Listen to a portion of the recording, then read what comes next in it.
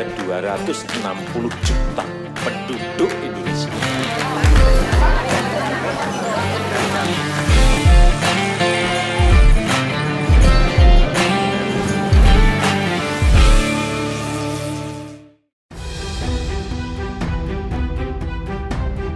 Pemirsa, manusia perlu bekerja untuk memenuhi kebutuhan hidupnya. Meskipun rezeki memang sudah ada yang mengatur, kita tetap harus berusaha dan bekerja untuk mendapatkannya. Tapi terkadang ada juga orang yang kaya mendadak karena menemukan atau memiliki sebuah benda. Bahkan seringnya benda tersebut tidak disadari memiliki harga yang sangat fantastis. Nah, Top Files punya deretan benda yang bisa bikin kalian kaya. Pertama, ada ambergris. Ambergris adalah muntahan paus yang digunakan sebagai salah satu bahan untuk parfum agar tahan lama dan lebih wangi. Meskipun memiliki bau yang menyengat, harganya sangat mahal, hingga miliaran rupiah. Sehingga siapapun yang mendapatkan benda ini akan merasa seperti dapat rezeki nomplok. Seperti yang dialami oleh nelayan di Bengkulu yang menemukan ambergris di dekat Pulau Enggano. Tak tanggung-tanggung, ia menemukan bongkahan ambergris seberat 350 kg. Kemudian ia menjual 150 kg ambergrisnya dengan harga 3,3 miliar rupiah. Dan ia masih menyisakan 200 kg ambergris untuk dijual ketika harganya naik. Masih mengenai sebuah bongkahan mirip batu, pemirsa. Seorang pria asal Tapanuli Tengah bernama Joshua mendadak kaya karena menemukan batu meteor berwarna hitam. Ia menjualnya kepada pria warga negara Amerika Serikat seharga 214 juta rupiah. Namun sayang, Joshua merasa rugi karena pembelinya menjualnya kembali dengan harga 26 miliar rupiah. Waduh, rugi banget ya pemirsa. Semoga menjadi pelajaran bagi kita semuanya. Yang terakhir, seorang petani asal Inggris menemukan rezeki nomplok berupa sebuah kotak, salah satunya berisikan bongkahan emas mirip nugget yang diberikan nama Hogsne Hoard pada tahun 1992. Harta tersebut berisikan jumlah total 14.865 koin emas, silver, beserta perkakas mewah yang harganya selangit. Hal ini membuat Museum Inggris memberikan 2,3 juta dolar atau sekitar 32 miliar rupiah kepada mereka. Itulah pemirsa, deretan benda yang bisa membuat kita kaya raya dalam sekejap. Namun selalu ingat untuk berdoa, bekerja dan berusaha untuk mendapatkan rezeki.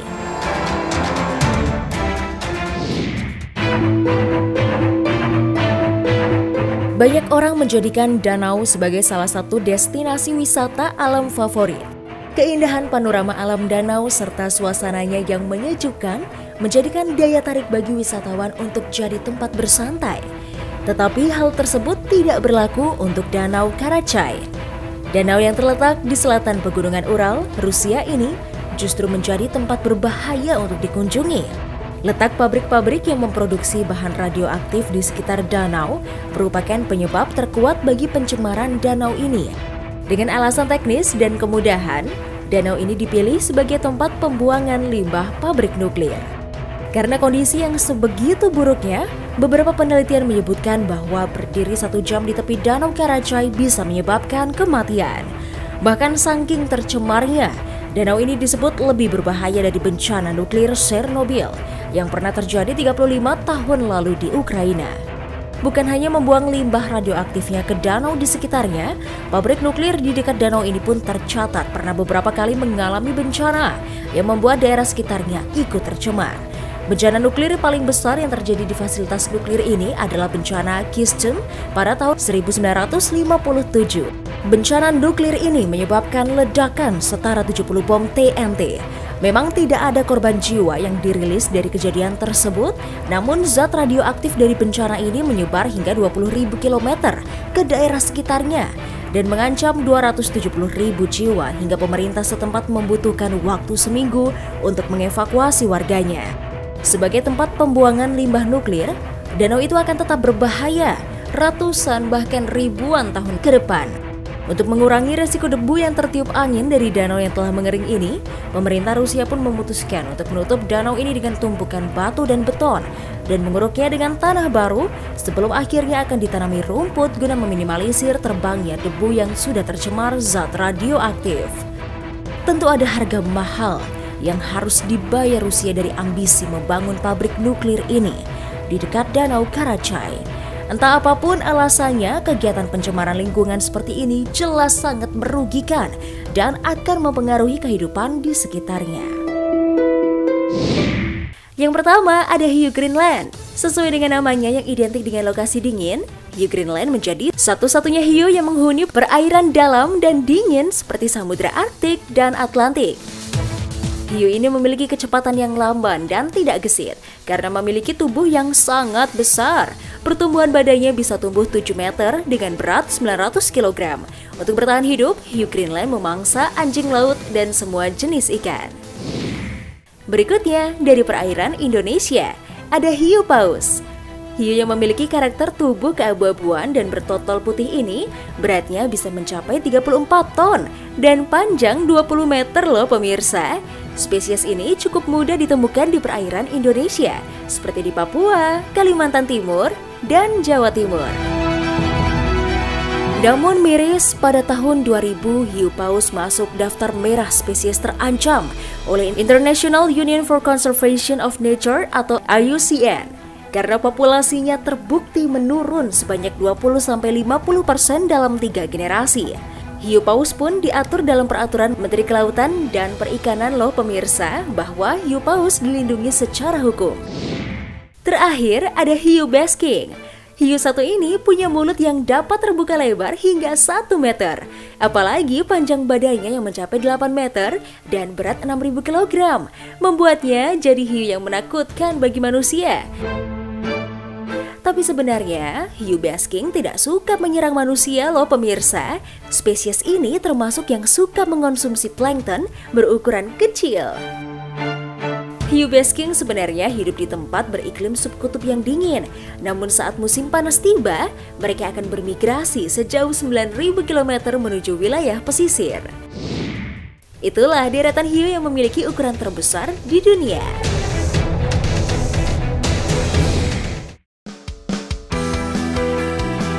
Zaman terus berkembang pesat dan banyak teknologi baru yang bermunculan.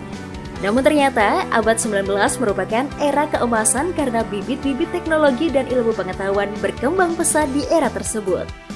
Abad ke-19 menyimpan banyak penemuan yang bahkan masih digunakan hingga saat ini. Berikut ini, hal tersebut dikisahkan karena orang-orang pada era tersebut memiliki rasa keingintahuan lebih tinggi. Berikut ini adalah penemuan abad ke-19 yang masih dipakai hingga saat ini, versi Top Files. Penemuan abad ke-19 yang pertama yang masih dipakai hingga saat ini adalah penemuan semen. Zaman Romawi, semen ditemukan dengan cara mencampurkan beton yang belum sempurna untuk membuat mortar. Namun semen modern pertama ternyata baru diproduksi di Amerika Serikat pada tahun 1824. Penemuan abad ke-19 selanjutnya yang masih dipakai hingga saat ini adalah penemuan toilet flush. Konsep toilet flush yang sekarang telah dikenal masyarakat dunia luas ternyata merupakan kreasi dari Alexander Cumming pada tahun 1775.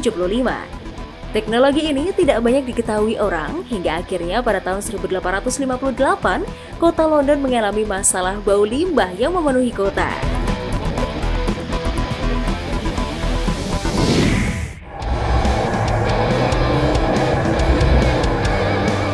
Penemuan abad ke-19 selanjutnya yang masih dipakai hingga saat ini adalah penemuan kereta bawah tanah.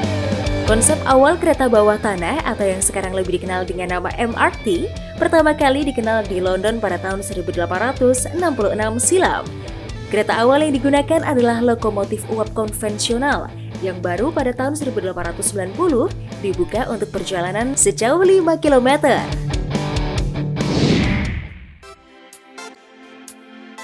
Penemuan abad ke-19 berikutnya yang masih dipakai hingga saat ini adalah penemuan radio. Meski saat ini radio sudah kehilangan era keemasannya pasca era internet, namun hingga saat ini radio masih menjadi bagian dari kehidupan banyak orang. Radio merupakan penemuan di awal abad ke-19. Dahulu kala, radio dimanfaatkan untuk menyampaikan informasi perang dan juga propaganda. Pemirsa, itulah deretan penemuan abad ke-19 yang masih dipakai hingga saat ini.